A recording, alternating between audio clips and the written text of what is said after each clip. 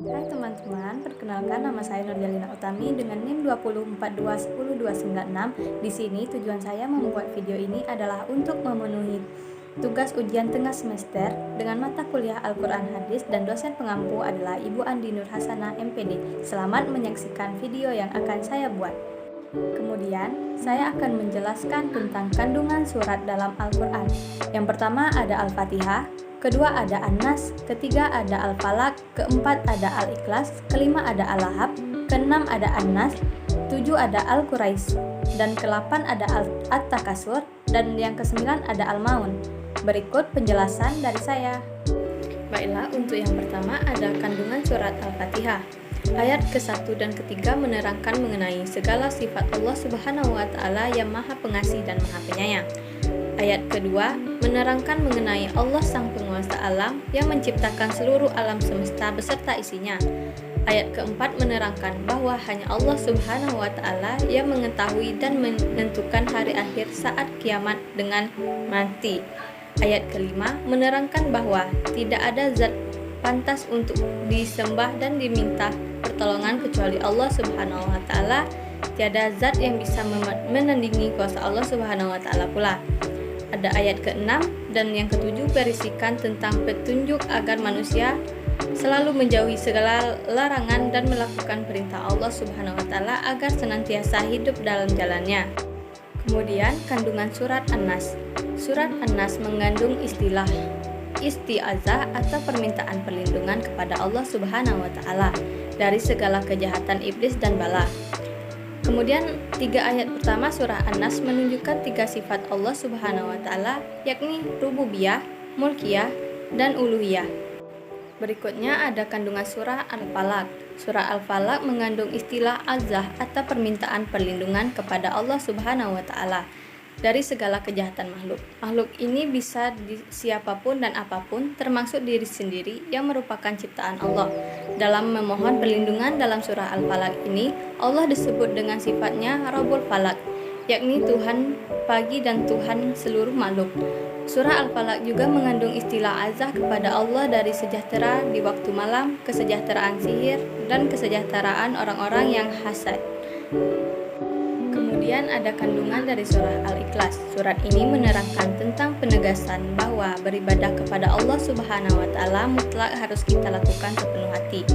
Dan sifat-sifat yang dimiliki Allah Subhanahu wa Ta'ala tidak mungkin dimiliki oleh makhluknya.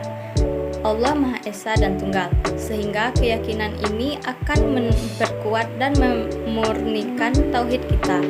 Allah Subhanahu wa Ta'ala adalah sumber segala hal dan tidak ada yang setara dengannya, sehingga segala sesuatu harus dipanjatkan karena Allah Subhanahu wa Ta'ala. Berikutnya adalah kandungan surah Al-Lahab. Surah Al-Lahab mengandung berita gaib bahwa Abu Lahab akan menaruni binasa dan juga celaka. Hal itu benar-benar terjadi karena dirinya mati menggenaskan saat sakit dan kemudian membuat jijik teman-temannya. Surah Al-Lahab juga menjelaskan istri Abu Lahab yang suka ikut menghina Rasulullah SAW.